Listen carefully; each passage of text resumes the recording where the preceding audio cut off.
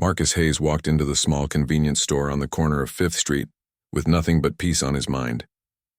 He had been away from Earth for 18 months fighting in a war that most people did not even know existed. Out there in the darkness between stars, humanity had met another species, and that species wanted humans dead. Marcus had spent those months on frozen rocks and burning planets making sure that did not happen. He was a Marine sniper, and he was very good at his job.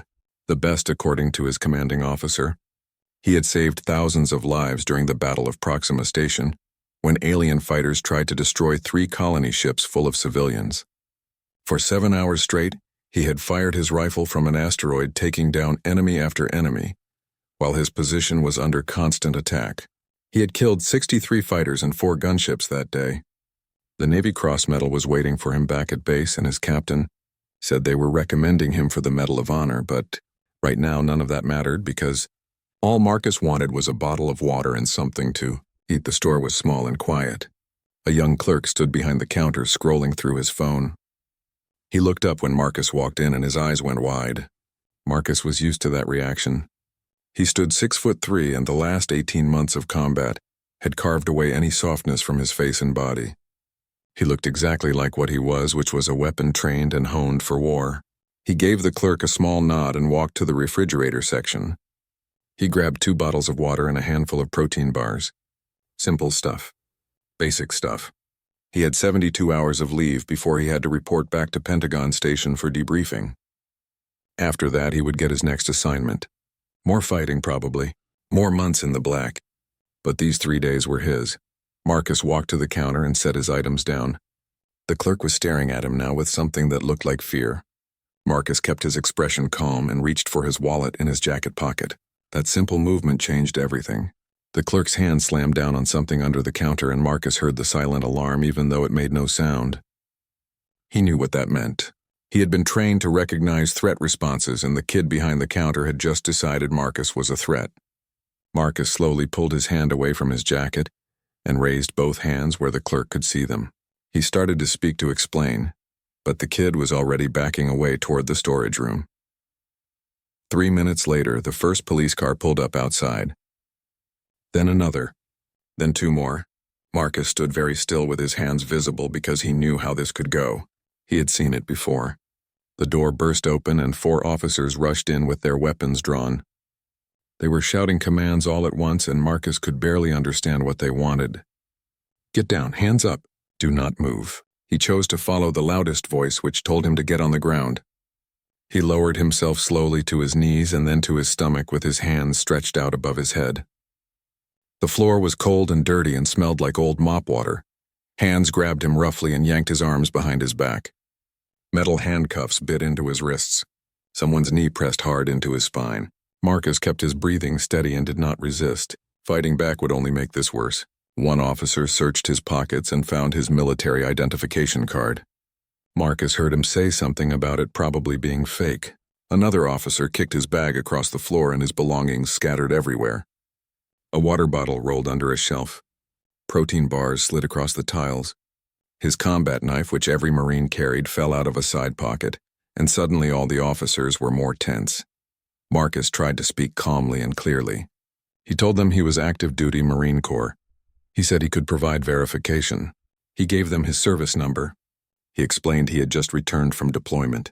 None of it mattered. The officers were not listening. One of them said something about hearing that story before. Another made a joke Marcus did not quite catch, but the other officers laughed. They pulled him to his feet and walked him outside where more people had gathered to watch. Neighbors, pedestrians, people with phones recording everything. Marcus kept his head up and his expression neutral. He had been in worse situations than this, much worse. At the police station, they processed him like any other. Suspect, fingerprints, photographs, paperwork. They took everything he had, including his military identification, which they tossed into a plastic bin without looking at it twice. The charges they read to him made no sense. Attempted robbery even though he had been trying to pay. Resisting arrest even though he had complied with every command. Illegal possession of a weapon because of his standard-issue combat knife. Marcus listened to all of it and said nothing. Talking had not helped at the store, and it would not help here. They put him in a holding cell with gray concrete walls and a metal bench. The cell smelled like sweat and cleaning chemicals. Marcus sat down and let his mind go quiet the way he did before a mission. He assessed his situation like he would assess enemy territory. He was in trouble, but it was not insurmountable. His command would notice when he did not report for debriefing. They would start looking for him. Captain Luis Mendez knew Marcus would never miss a check-in. The captain would figure out something was wrong. It was just a matter of time. Hours passed slowly. Other people came and went from nearby cells. Some were loud and angry. Some were crying. Some just sat in silence like Marcus. A guard brought food that Marcus did not touch. He drank water when they offered it because staying hydrated was important.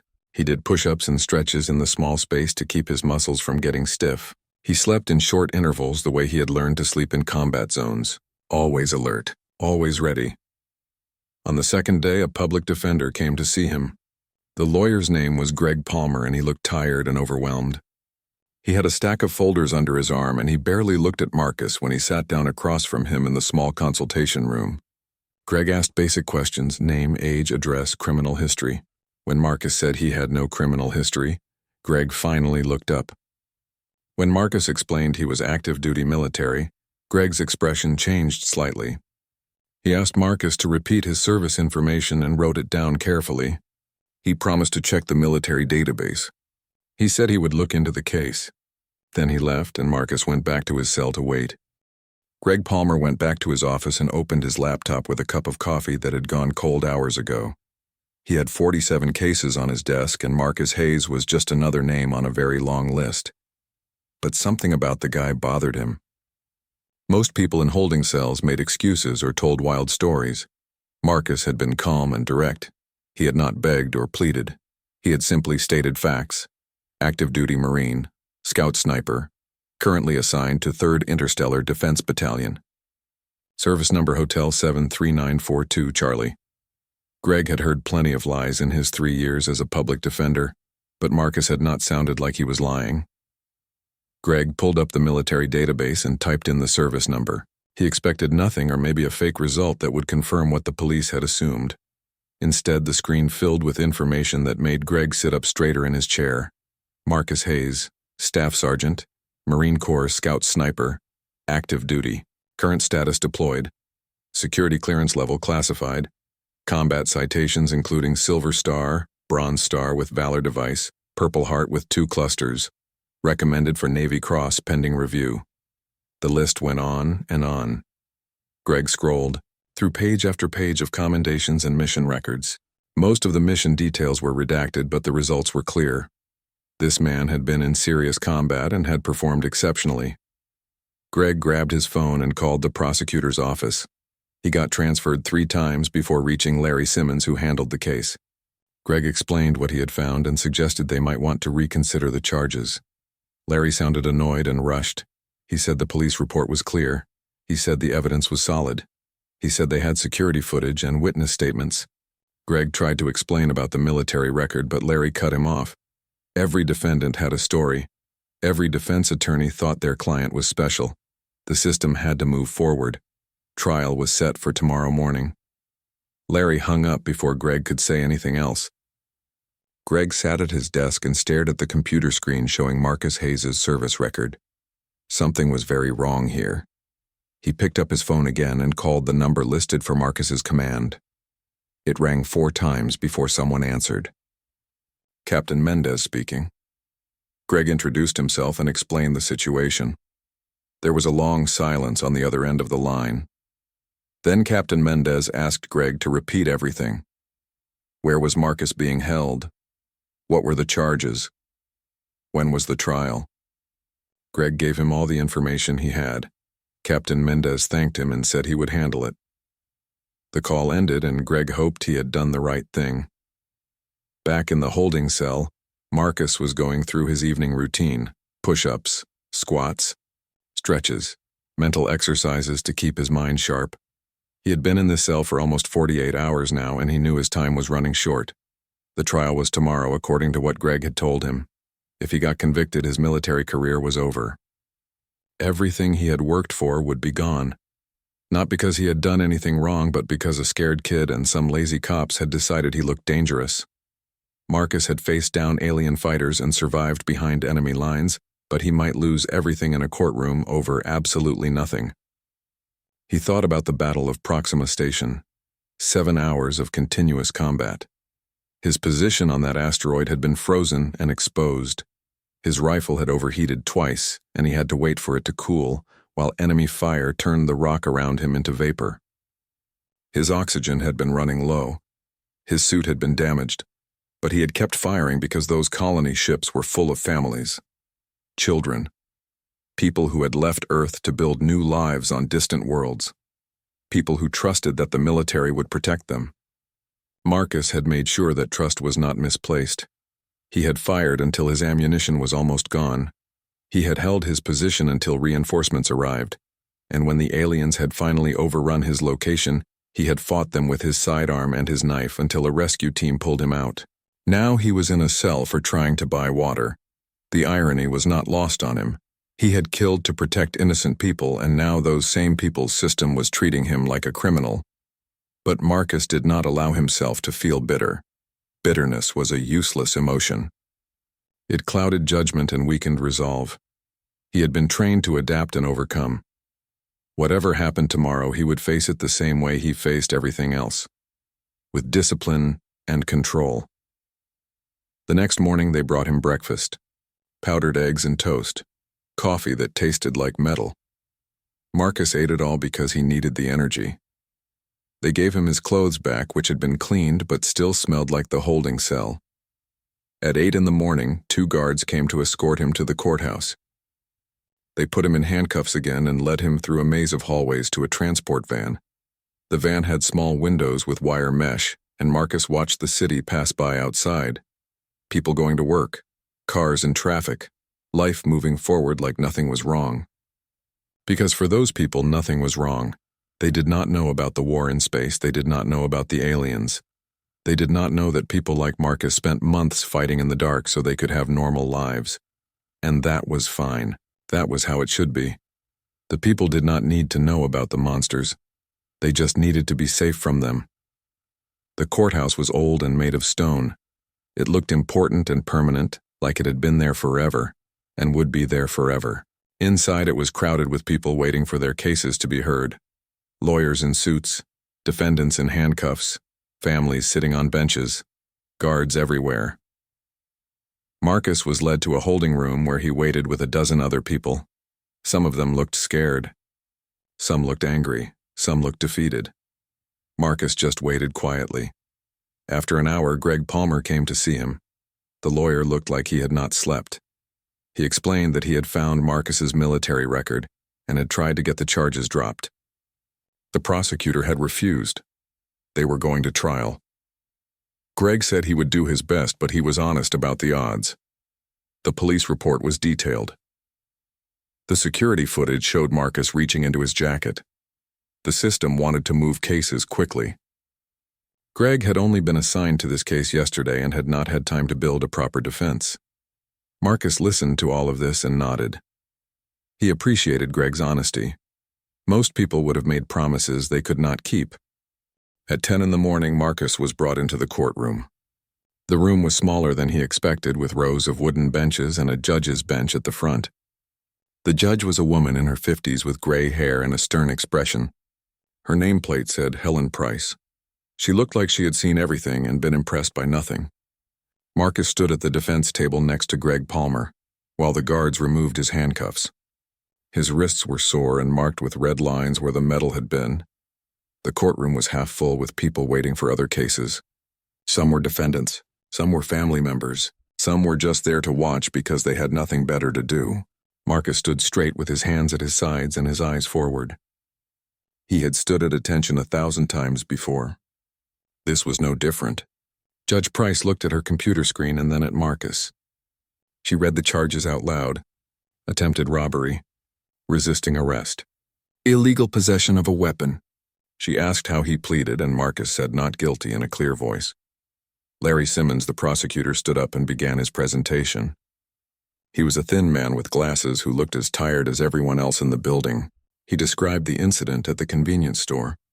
He said the clerk had felt threatened by Marcus's behavior. He said Marcus had reached into his jacket in a suspicious manner.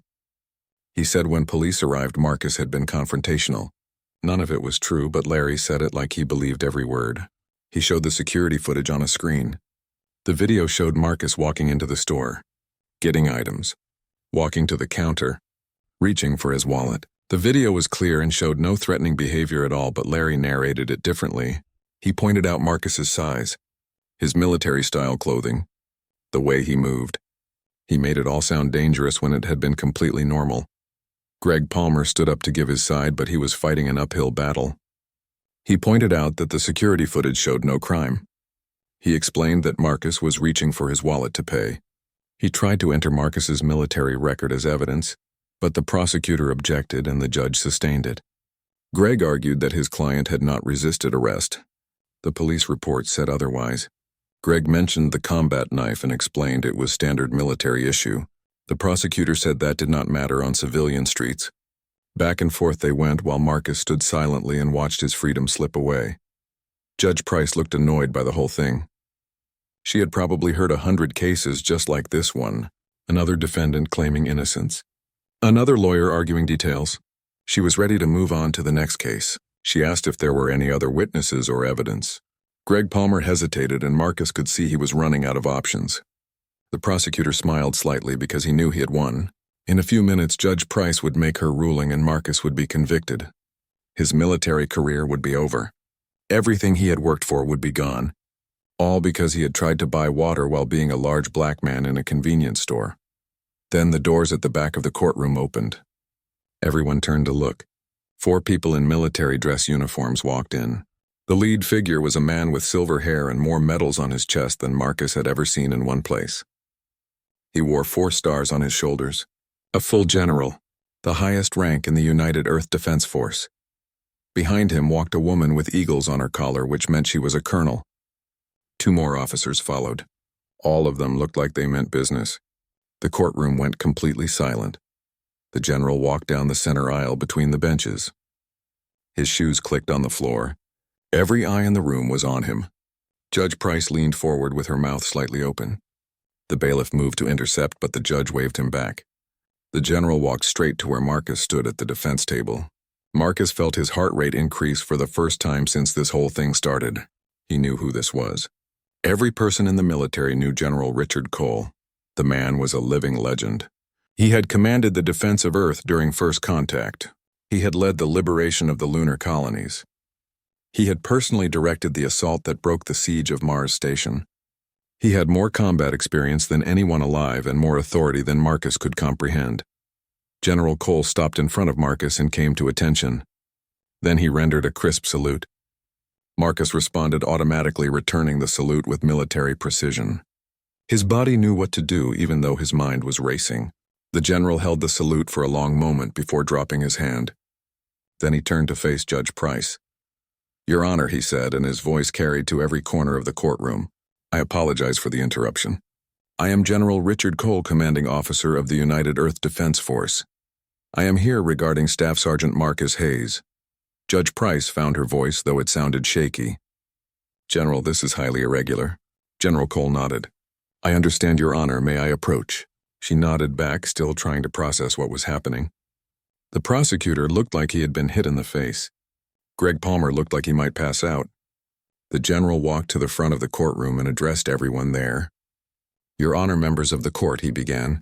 "Staff Sergeant Marcus Hayes is not a criminal. He is one of the finest Marines I have ever had the honor of commanding." The general gestured to one of the officers behind him, who stepped forward with a tablet computer. The officer placed it on the defense table and activated it.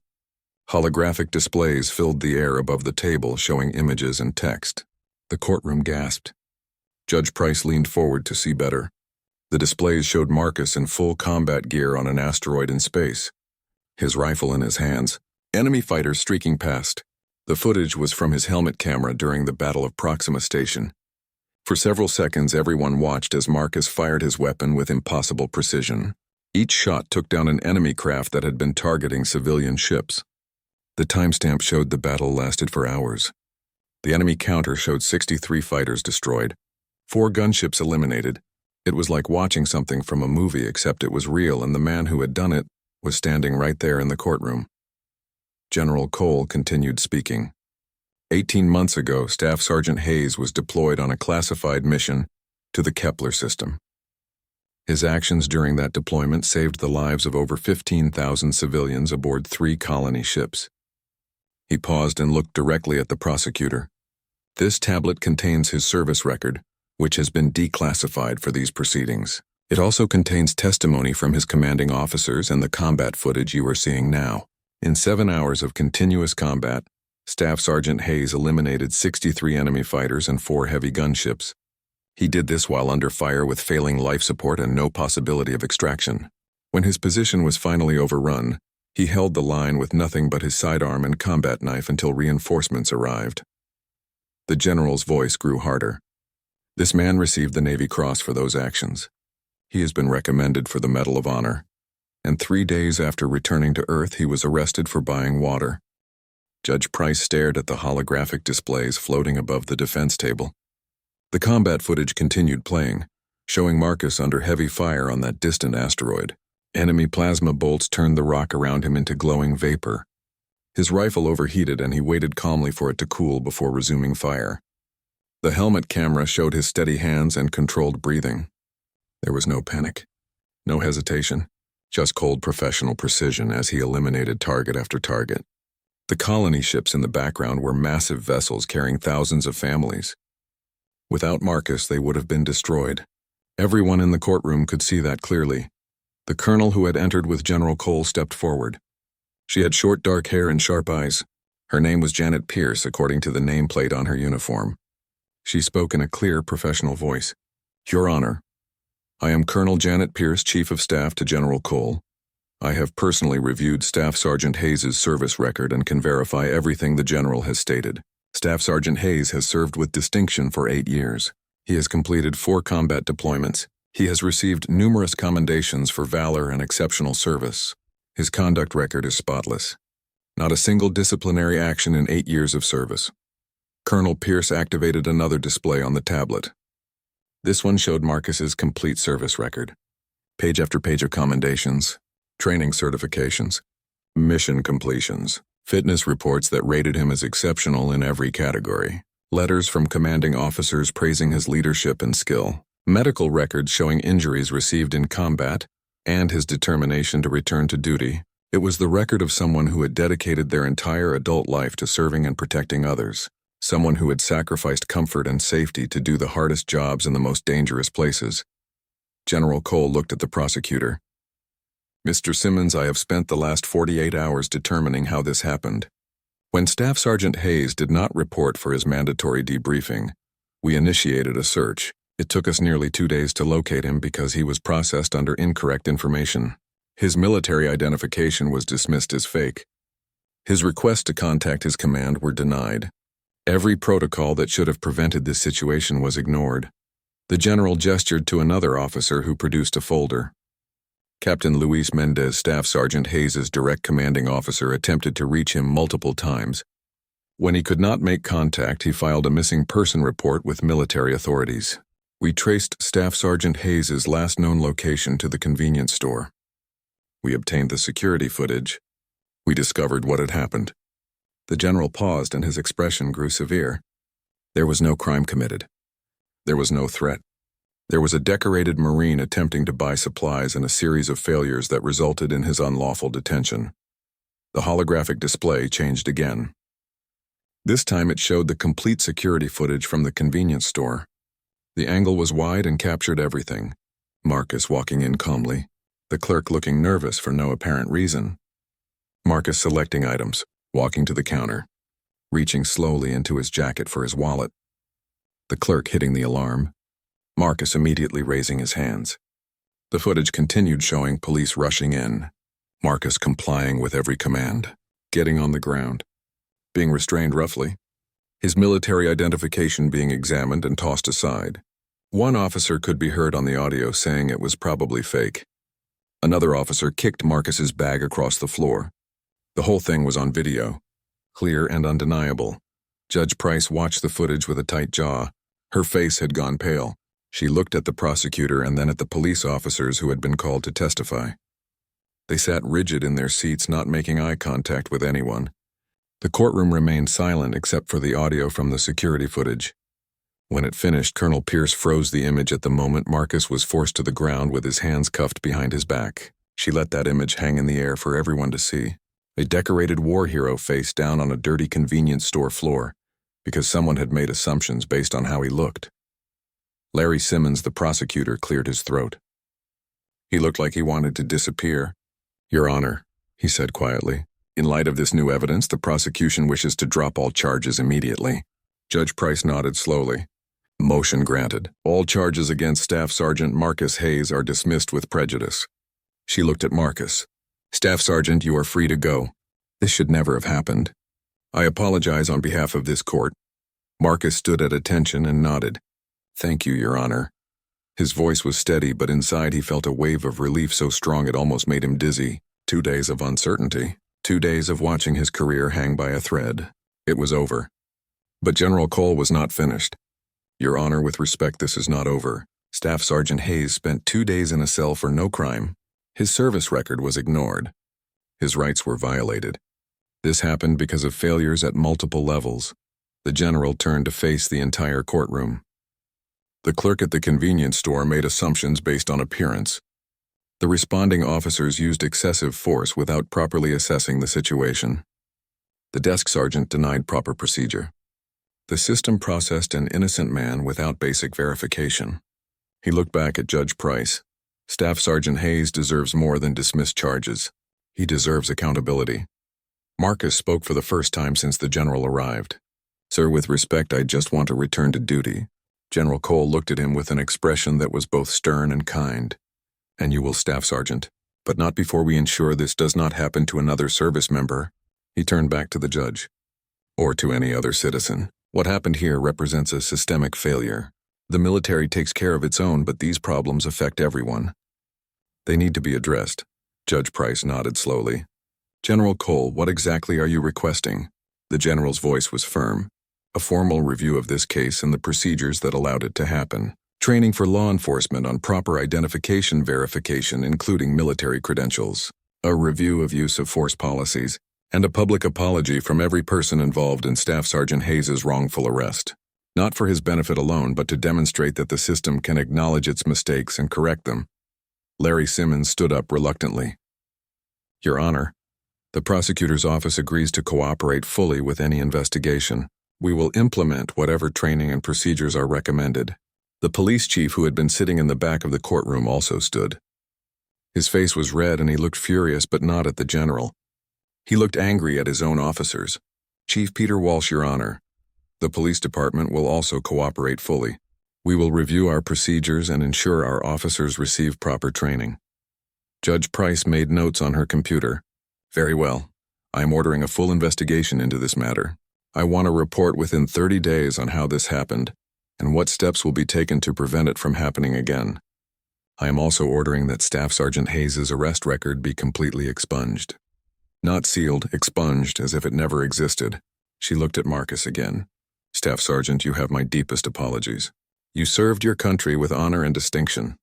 You deserved far better treatment than you received." Marcus nodded. "Thank you, Your Honor. I appreciate that." Judge Price looked at the prosecutor and the police officers. "I expect full cooperation with this investigation. If I find that anyone involved in this case acted in bad faith or violated procedure, there will be consequences. Am I understood?" Everyone in the courtroom murmured their agreement. The judge nodded. "This court is adjourned." She hit her gavel and stood up. Everyone else stood as well, and she left through the door behind her bench. The courtroom erupted in quiet conversation. Reporters who had been present started making phone calls. This would be a major story. A decorated war hero wrongfully arrested, a 4-star general intervening personally. It had everything. Marcus just stood there feeling overwhelmed by it all. General Cole turned to Marcus and gestured toward the door. "Walk with me, Staff Sergeant." Marcus followed the general out of the courtroom with Colonel Pierce and the other officers behind them. The hallway outside was crowded with people, but they parted like water when they saw the general approaching. News cameras were already setting up in the courthouse lobby. Reporters were shouting questions.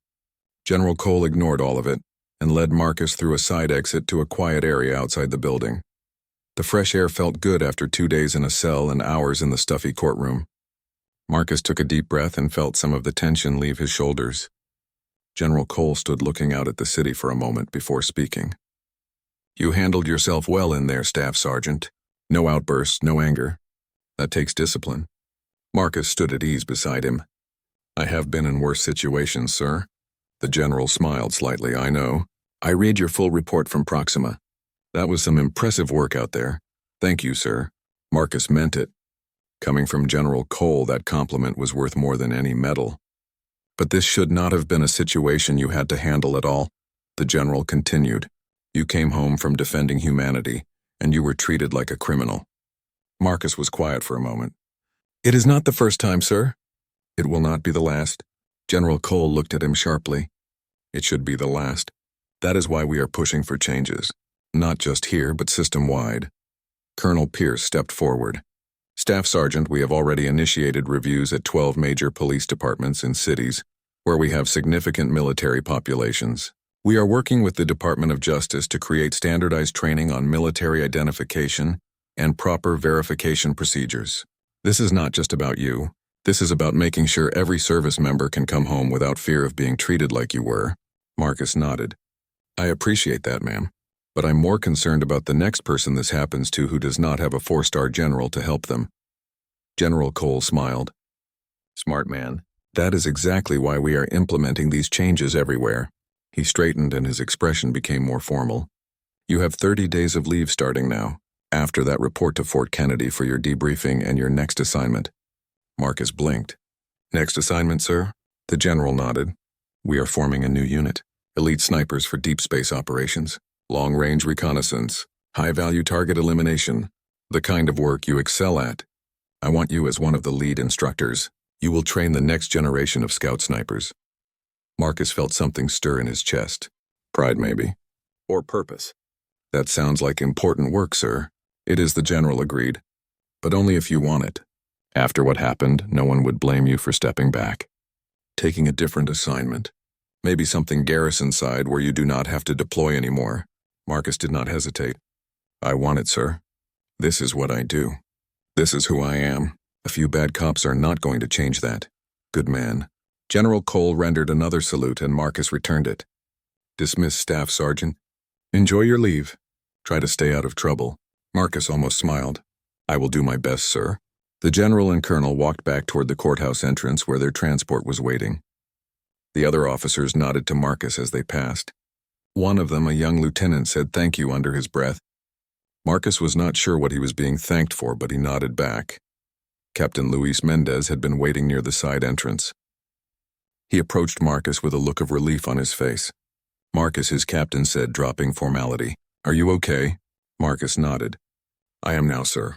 "What you went through," the captain shook his head. "It is not right. But the way you handled it, that is why you are one of the best." He handed Marcus a secure communication device. "Your gear is being returned to your apartment. Your back pay has been processed. If you need anything, time to talk, whatever you call me." "Understood." "Understood, sir. Thank you." Captain Mendez smiled. "You earned this leave, Marcus. Actually enjoy it for once. Go somewhere. Do something. Forget about the war for a few weeks." Marcus took the device and watched his captain walk away. Then he was alone for the first time in days without guards or lawyers or judges. Just him and the city and 30 days of freedom. He started walking with no particular destination in mind. The courthouse was downtown, so there were plenty of shops and restaurants and people everywhere. Marcus passed coffee shops full of people working on laptops. He passed business people in suits talking on phones. He passed students with backpacks heading to class. Normal life. The kind of life he had spent 18 months protecting. These people had no idea there was a war happening in space. They did not know about the aliens. They did not need to know. That was the whole point. The military fought so civilians could live their lives in peace. But the fact that he had been arrested for buying water showed that something was broken in that peaceful society. Not everyone saw him as a protector.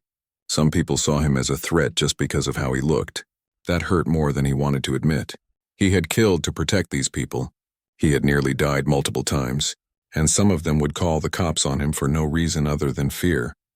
It was a hard truth to accept. Marcus found himself at a small park near the river.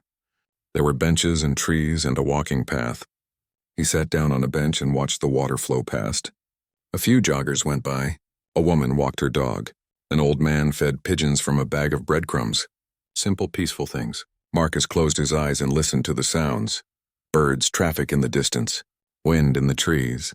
No gunfire, no explosions, no alarms warning of incoming fire. Just peace. His communication device buzzed. He checked it and found messages from other Marines in his unit. People who had heard what happened and wanted to check on him. His old drill instructor from basic training, a fellow sniper he had served with on Mars, even a few from soldiers he had not talked to in years. The military community was tight. When something happened to one of them, everyone rallied around. It made Marcus feel less alone. One message was from his mother. She had seen the news about the courthouse. She was worried and wanted him to call. Marcus smiled at that. His mother had worried about him every single day he had been in service.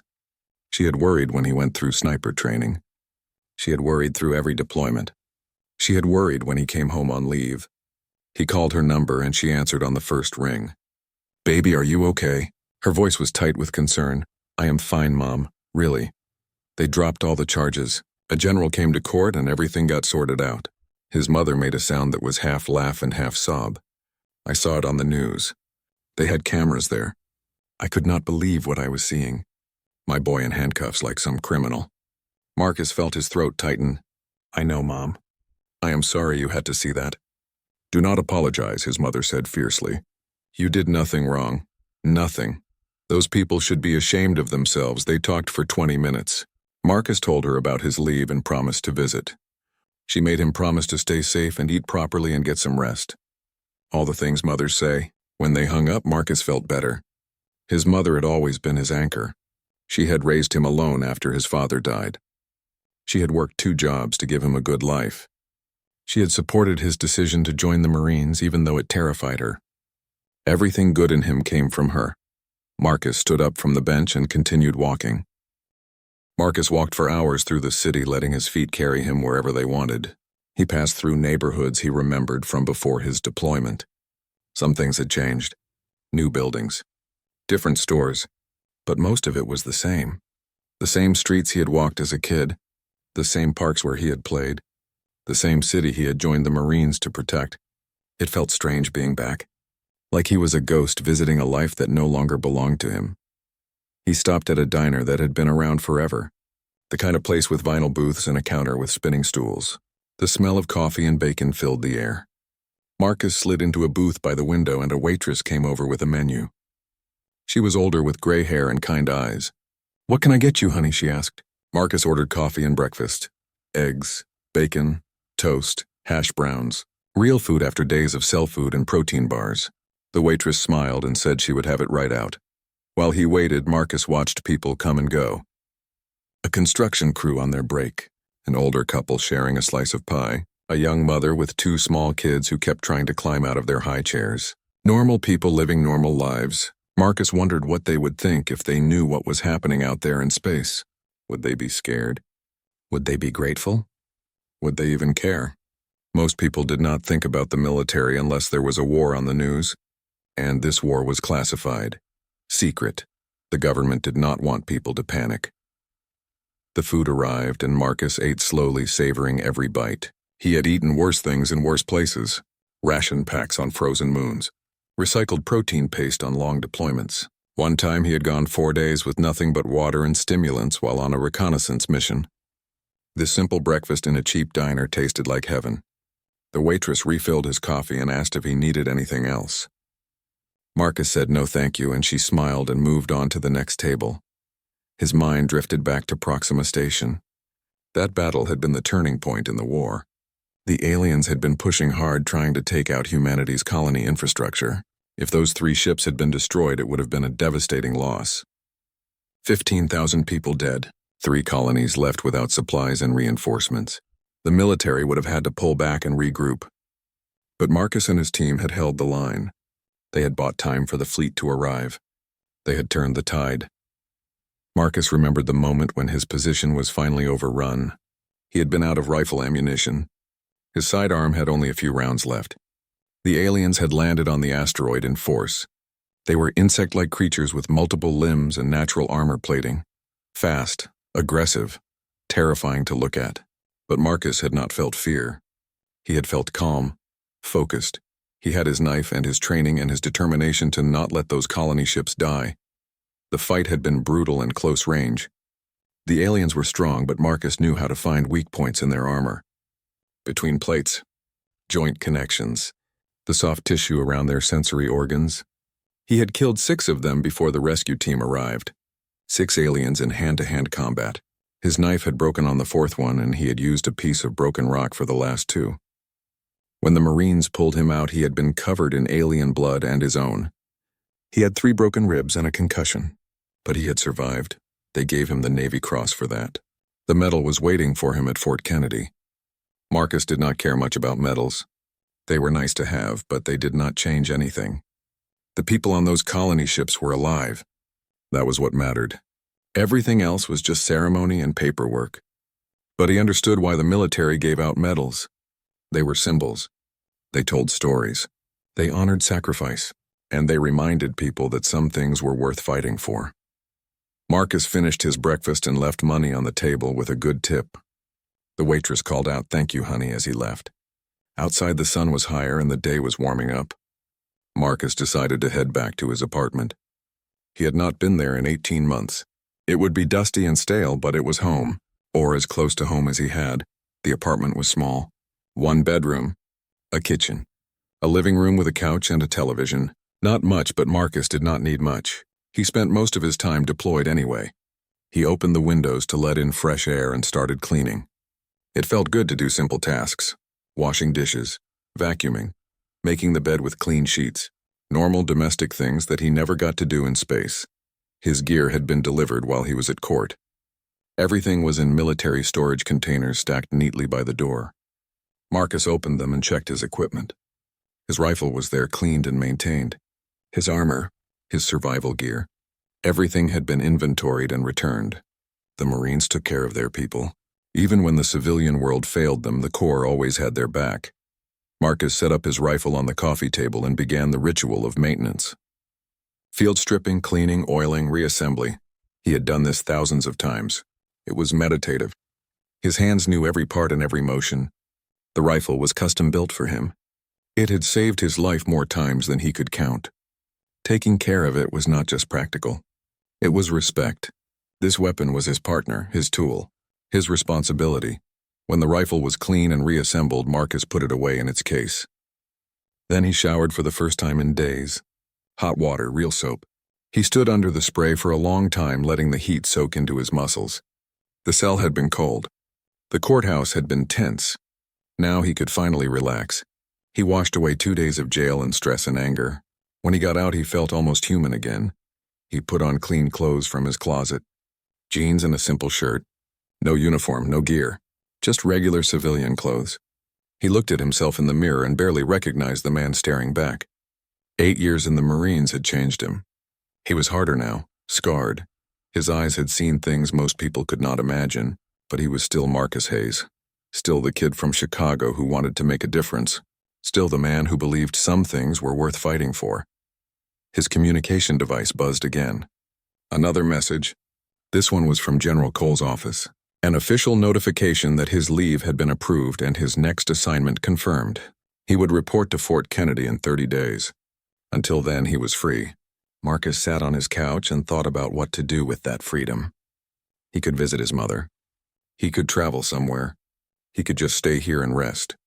In the end, he decided to stay in the city. He wanted to reconnect with the place he came from. Walk the streets. See the people. Remember why he fought. It was easy to lose sight of that out in space where everything was cold and dark and violent. But here in the city, life was happening. People were building things, creating things, loving things. That was what made humanity worth defending.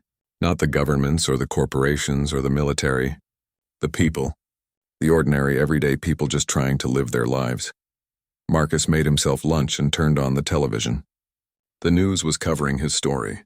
A reporter stood outside the courthouse talking about the decorated Marine who had been wrongfully arrested.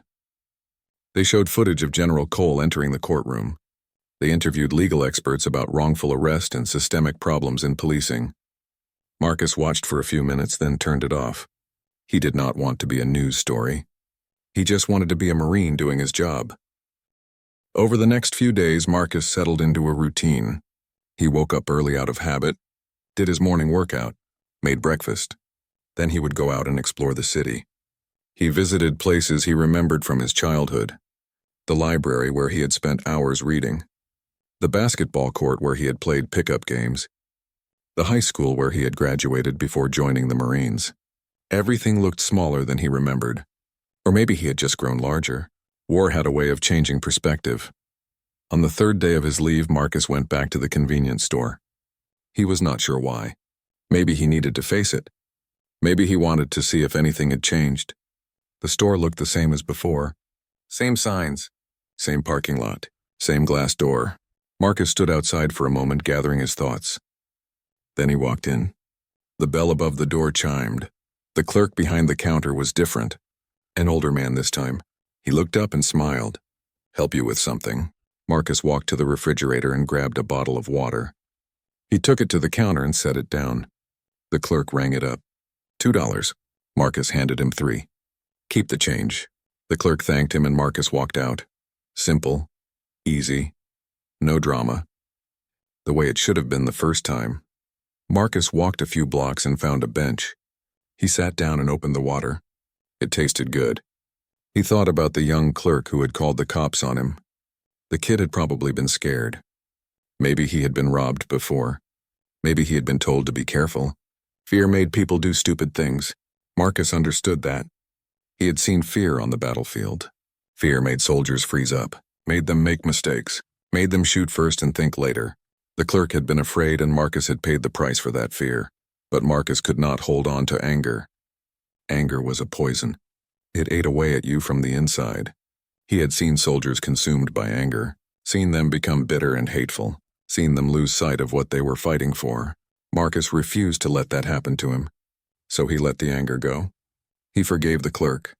He forgave the cops who had arrested him. He even forgave the prosecutor who had tried to convict him. They were all just people trying to do their jobs. They had made mistakes. Everyone made mistakes. That evening, Marcus had dinner with Captain Mendez. They met at a restaurant near the base. The captain was out of uniform, wearing jeans and a casual shirt. He looked more relaxed than Marcus had ever seen him. They ordered steaks and beer and talked about everything except the arrest. The captain told stories about training exercises that had gone wrong. About new recruits who could not tell left from right. About a cook who had somehow set water on fire. Marcus laughed until his sides hurt. It felt good to laugh. When dinner was over, the captain got serious for a moment. "Marcus, I want you to know something. What happened to you was wrong. But the way you handled it made me proud. You kept your discipline. You trusted the system even when the system failed you. That takes strength." Marcus nodded. "Thank you, sir. That means a lot." The captain smiled. "Now stop calling me sir. We are off duty. My name is Luis." Marcus smiled back. "Okay, Luis." They shook hands and went their separate ways. Marcus took a cab back to his apartment. The city was beautiful at night. Lights everywhere. People out enjoying themselves. Music coming from bars and clubs. Life happening all around him. Marcus watched it all from the back seat of the cab and felt grateful to be alive. He had come close to dying more times than he could count. Every day above ground was a gift. Back at his apartment, Marcus found more messages on his communication device. Fellow Marines checking in.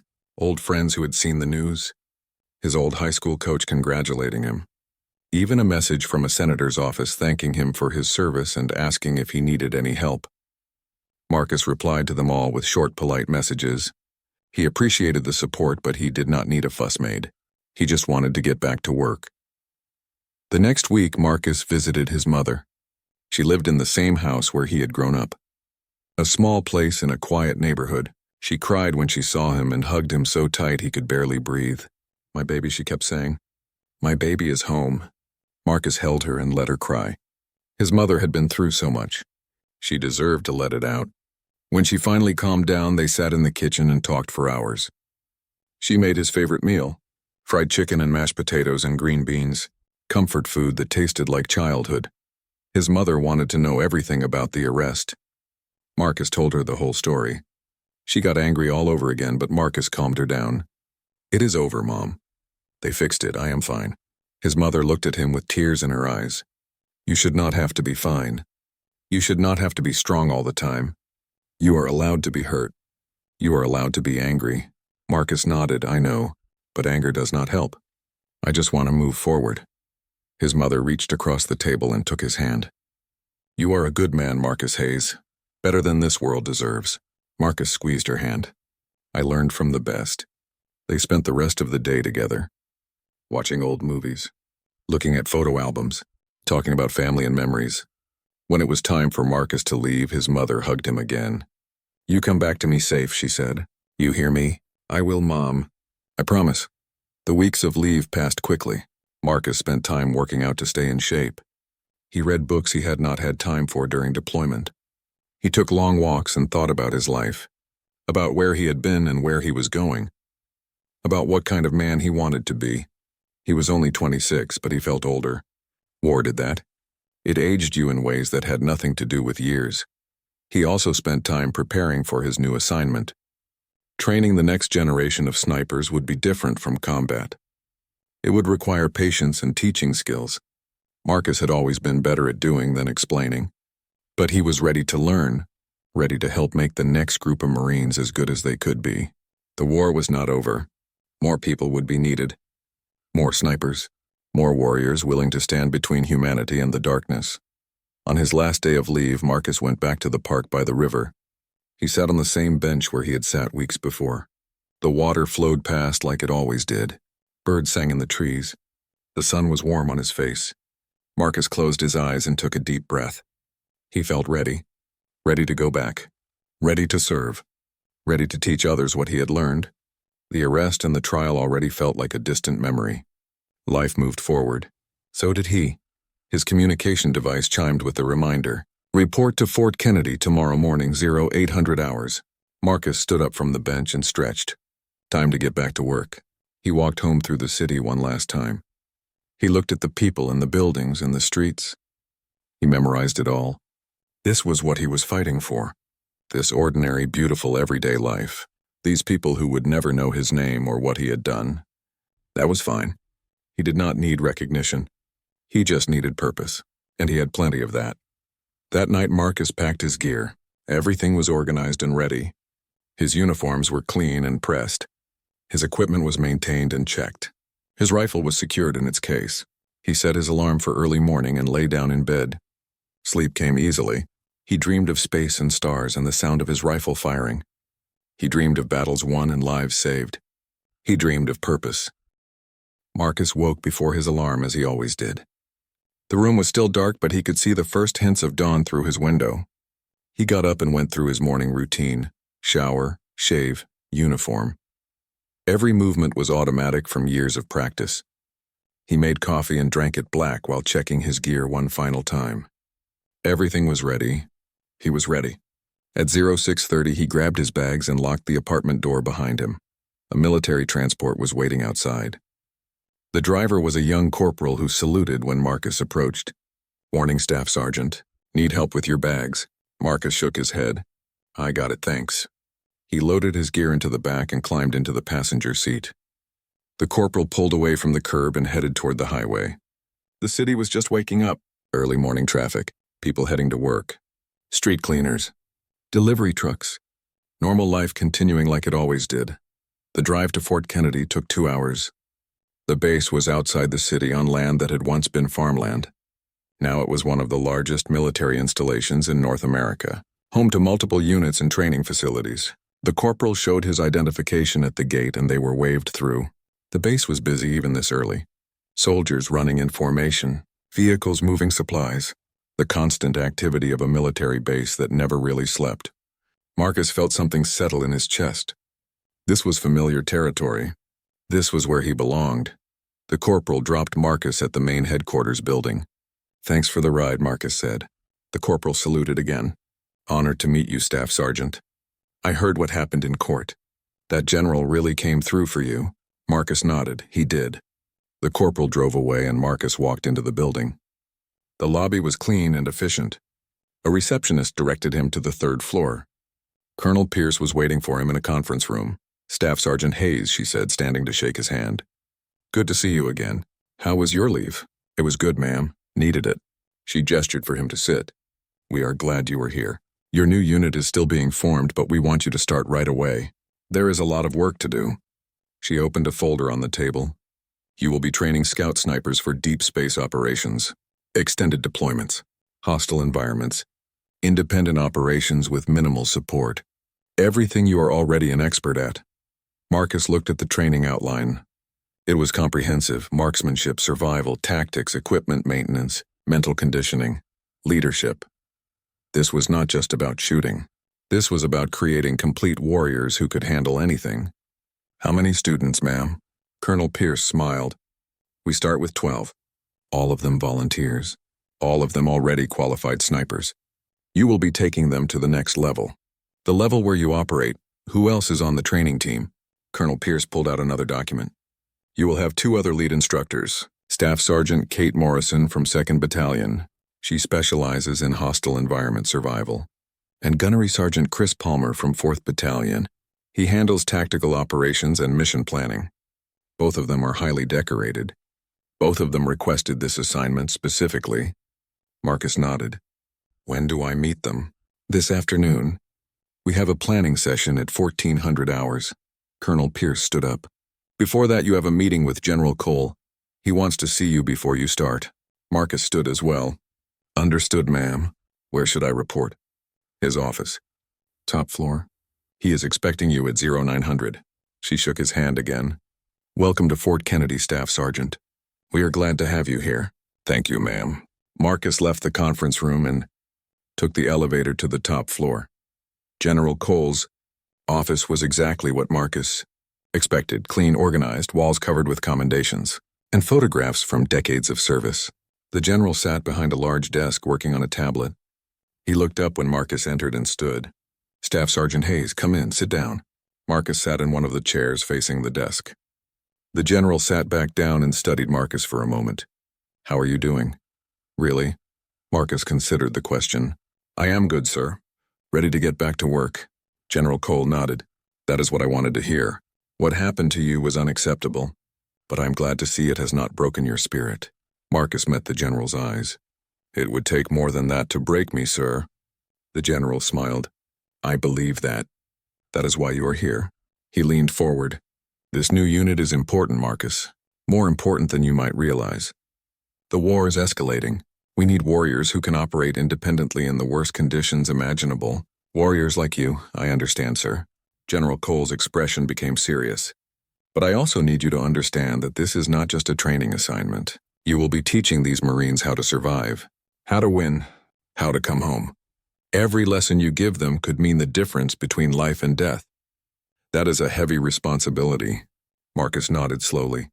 I know, sir. I will not let them down. I will not let you down. Good. The general stood, and so did Marcus. One more thing. What happened at that courthouse? What we did there. That was just the beginning. We have implemented new training at 30 police departments so far. We are working with the Justice Department on national standards. We are making sure what happened to you does not happen to other service members or to other citizens. Change takes time, but it is happening. Marcus felt something warm in his chest. That means a lot, sir. Thank you. Dismiss, Staff Sergeant. Go make those Marines into the best snipers in the galaxy. Marcus saluted and left the office.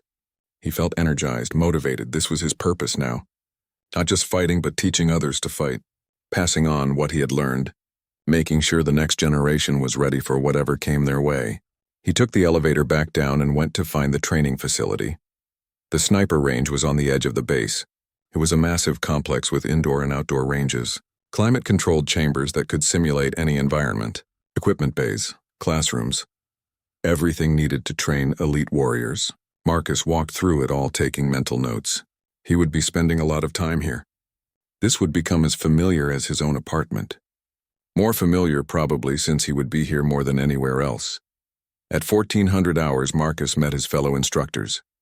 Kate Morrison was shorter than him, but carried herself with confidence. She had a scar across her cheek and eyes that had seen hard times. She shook Marcus's hand with a grip like iron. Heard a lot about you, Hayes. Looking forward to working together. Chris Palmer was older with gray at his temples. He had the calm demeanor of someone who had been in the military for decades. He nodded to Marcus. Your reputation precedes you, Staff Sergeant. Let us make something great here. They spent the next 3 hours planning the training program. Kate focused on survival skills, teaching Marines how to stay alive in hostile environments with minimal resources. Chris focused on tactics and mission planning. How to approach targets, how to extract safely, how to adapt when plans went wrong. Marcus focused on marksmanship and mental conditioning. How to make impossible shots under pressure, how to stay calm when everything was chaos. Together they built a program that would push students to their absolute limits and beyond. The first group of students arrived the following week.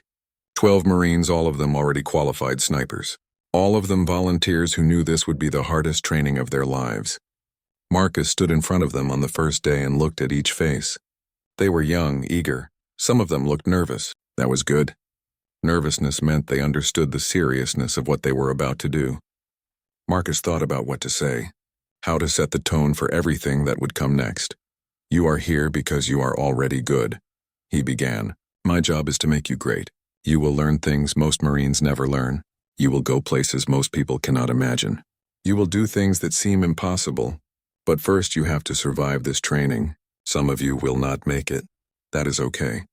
Better to fail here than fail out there where failure means death. His voice was steady and calm. For the next 6 months you belong to me and my team. We will push you harder than you have ever been pushed. We will break you down and build you back up. And when we are done, you will be the best snipers in the United Earth Defense Force. The students looked at him with a mix of respect and fear. Good. That was the right reaction. Kate stepped forward to begin the first lesson. Marcus watched as she explained environmental survival protocols. He watched Chris demonstrate tactical planning exercises. He watched the students struggle and learn and grow. This was his purpose now. This was what he was meant to do. Not just fight, but create fighters. Not just survive, but teach survival. Over the following weeks, Marcus threw himself into the work. He was on the range before dawn and stayed until after dark. He worked with students individually when they struggled. He pushed them when they wanted to quit. He celebrated when they succeeded. Teaching was different from fighting, but it was just as important. Maybe more important. Every Marine he trained would go on to save lives, to protect humanity, to stand between civilization and chaos. That made this work sacred. In quiet moments, Marcus thought about the courthouse and the general and the changes being made. He thought about the clerk and the cops and the system that had failed him.